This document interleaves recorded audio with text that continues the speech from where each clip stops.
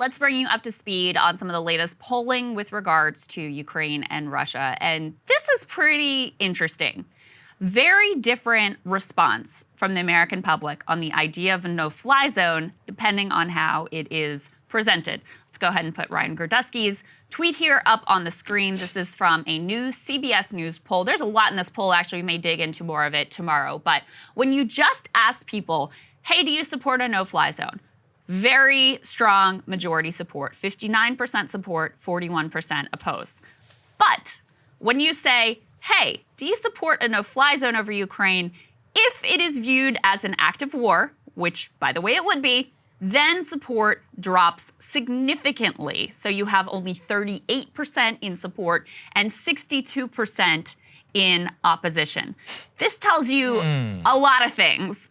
First of all, I think, the most important point here is that clearly the media has done a horrific job of helping people to understand what a no-fly zone actually means. Because when you just hear the words no-fly zone, you're not a military expert, you just think, oh, okay, that would help protect Ukrainians. And yes, I'm all in favor. Let's help the Ukrainians in whatever ways that we possibly can, so long as it doesn't mean that we're going to war. Well, if the media had done their job, people would understand that those two things are basically synonymous. So the moment that you give people any kind of context of what this actually means, they're like, absolutely not. Definitely not. We are not on board with this whatsoever by a margin of almost 2/3 to 1/3. So I thought that was pretty significant and interesting that they phrased it both ways to get at how people actually feel about these types of escalatory actions. Yeah, it's very important that people understand that. It's also why I take everything with a grain of salt whenever people don't seem to understand the total ramifications. So, for example, let's put this next one up there on the screen. Majority currently in the U.S., per the same CBS poll, 69% believe that Biden has not acted forcefully enough versus Russia. Now, if you look at this, Americans think that there are a lot more hawkish options, but they don't understand what exactly that means. For example, people say, oh, well, we could have a cyber attack on Russia, or, oh, we could have a no-fly zone. They don't understand the implications of what those are. So with the no-fly zone, it sounds like it's anodyne. They're like, oh, well, we'll just make it so nobody can fly. Yes, but to do that, you'd have to shoot Russian planes out of the sky. And then when we do that, they're going to shoot back at us. And then we have to bomb their anti-aircraft, and then they have to bomb our anti-aircraft, and now you're having a full-blown nuclear exchange. That all could happen with the span of like 2 days. That's all it would take in order for that to escalate. And that's exactly what could happen with a cyber attack. Okay. So there was a discussion, apparently, within the Situation Room of, well, we have the capability to disrupt Russian attacks on Ukraine. That would require, though, hacking and taking down the grid that the Russian military relies on. Well, now you just committed an act of cyber war against Russia, which then makes it what? By disabling their military, that's, affected a kinetic conflict, which then they are allowed to, under their doctrine, to do the same to us. Do you see how these things could get totally out of control? What matters is that the media's framing on this, and I took some time out of the weekend. This cost me some brain cells, but I took some time to watch some of this coverage. Yeah. The MSNBC crowd is full-blown crazy. And I'm going to be covering this in my monologue around Hitler comparisons, which is the most extreme part of it. But the cavalier nature through which we discuss no-fly zones and escalation. Right. They don't, for example, I was talking to somebody who watched the news and they said, oh my God, did you see that the Russians struck near Poland? And I said, well, did you know that they were bombing the weapons that we sent them there? She goes, no, I didn't know that at all. And I was like, yeah, well, it's because we sent, I'm not even saying I'm against it necessarily, but you send aid over there, that's why it happened. Yeah. And they're like, oh, well, that's totally different than how MSNBC portrayed it. Exactly. The calls for war, and including the platforming of these Ukrainian members of parliament who are calling for a total shutdown of trade with Russia, a no-fly zone, full-scale economic war against Russia, and also the most defensive elements whenever it comes to the West, is all anybody's hearing on that side of the argument. And I think, fine, I'm willing to hear them out 100%. But we also have to present the other side of the equation. And that's what's missing, Krystal. This is the same thing that happened in Iraq. They were like, hey, it'll be shock and awe.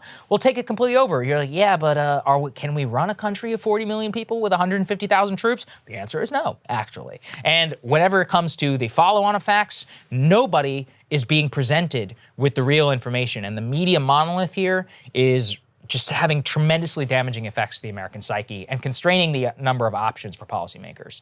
Cable news is infotainment. Yeah. And it is not built for serious times at all. So in some ways, you think, oh, this is the moment that, especially the CNNs of the world are made for. Like, they've got all these resources and they've got bureaus around the world and they've got, people on the ground and some of those reporters, I mean, really, truly brave what they are doing and, working hard in order to gather information. But ultimately, their commitment is to sensationalism, sort of emotional sensationalism to get you to keep tuning in and tuning in and tuning in.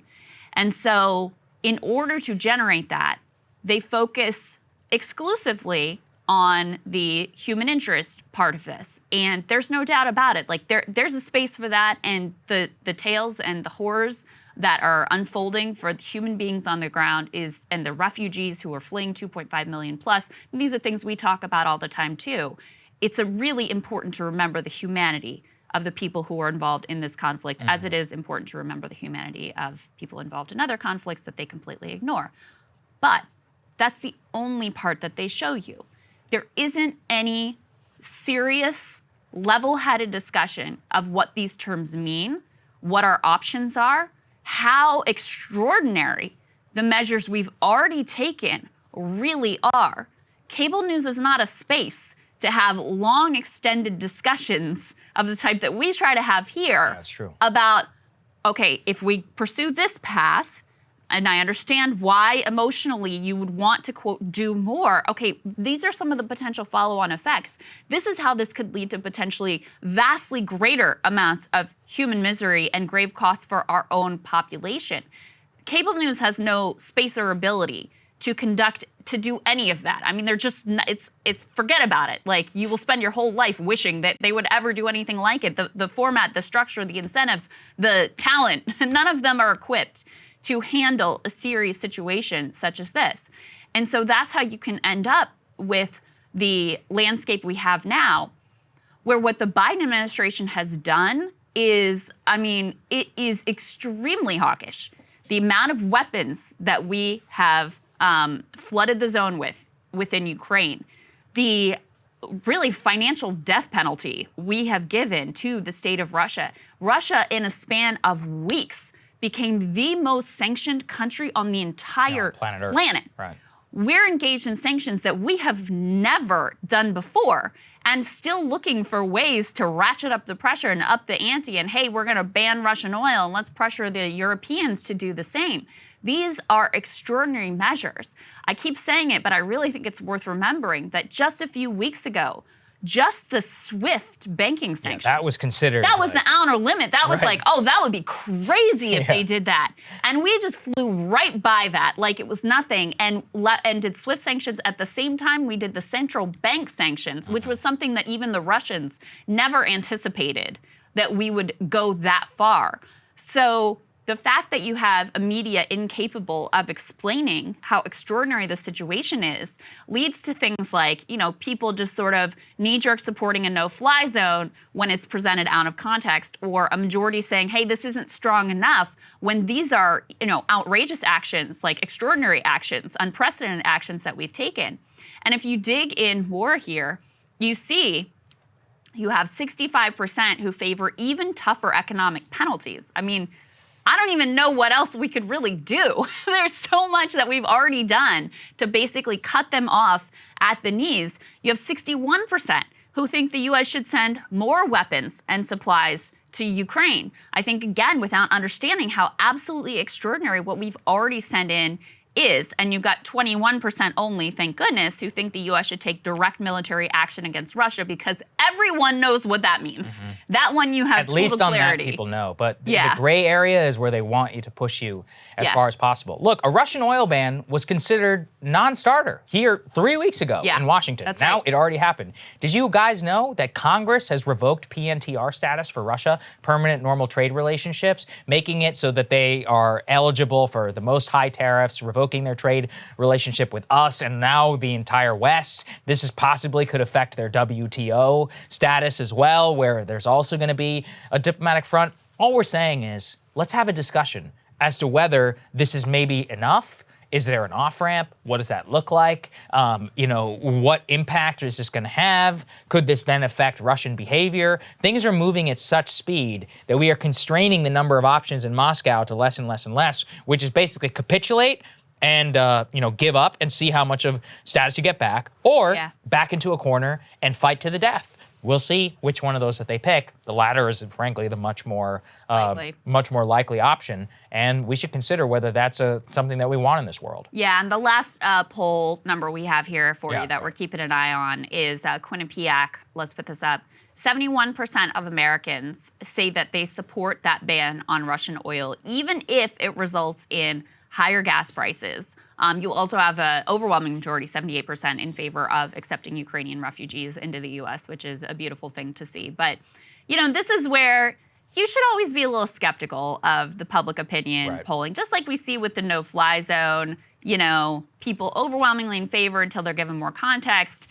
Here, I would very much suspect that there is a genuine decency in the American people where they say, listen, this is gonna hurt me. I'm already struggling. 64% of Americans living paycheck to paycheck.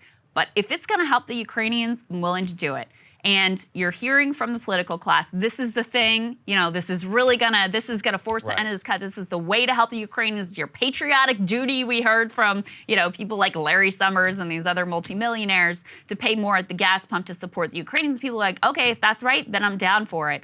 What's gonna happen though is this isn't ultimately going to end the war, save the Ukrainians, and then you're just stuck paying a lot more. What's gonna happen?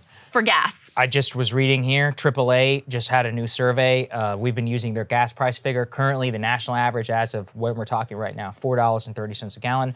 $4 gas is the tipping point for the majority of Americans.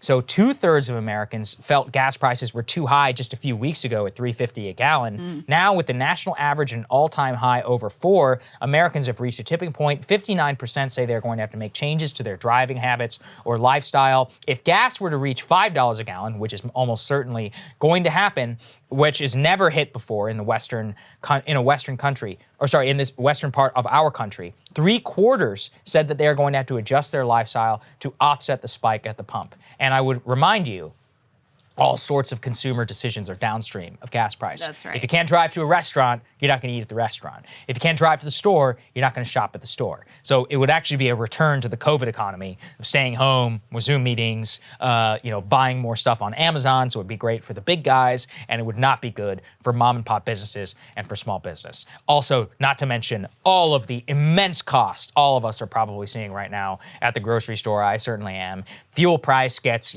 priced into the cost to transport for goods. The transport costs for the grocery store chains and the trucking right now are astronomical, and they're only likely to go up. Diesel right now is completely out of control. It is well over $5 a gallon. Yeah, $5.35, $5.13, 135, what I'm reading there, for the national average of price across this country. Now just imagine that for California and elsewhere, where diesel price and gas price, I'm looking right now, the diesel price there, our highest recorded, is already $6.29. That's 43 million people who live in the state of California, 12% of the entire U.S. population.